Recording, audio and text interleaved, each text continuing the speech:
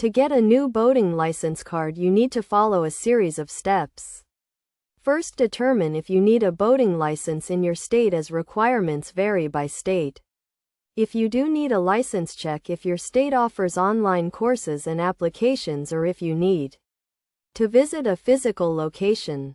Next, gather all required documents, which typically include a government-issued ID and proof of completion of a boating safety course.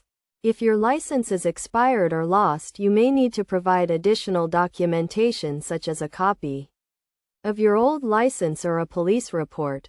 Once you have all the necessary documents, fill out the application form, which can usually be found on your state's Department of Motor Vehicles website or at a local office.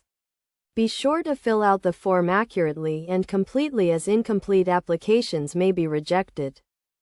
After submitting your application, you will typically need to pay a fee, which varies by state.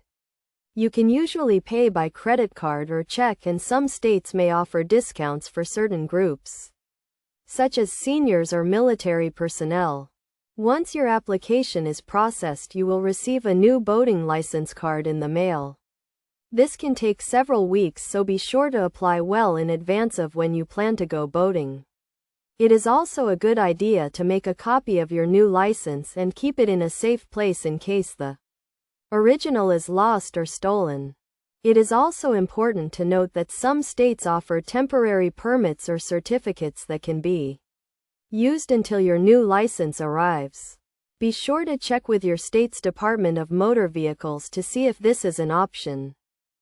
Finally, be sure to review and understand all boating laws and regulations in your state before heading out on the water. This includes rules related to safety equipment, life jackets, and operating a vessel while intoxicated. By following these steps and staying informed, you can enjoy a safe and enjoyable boating experience.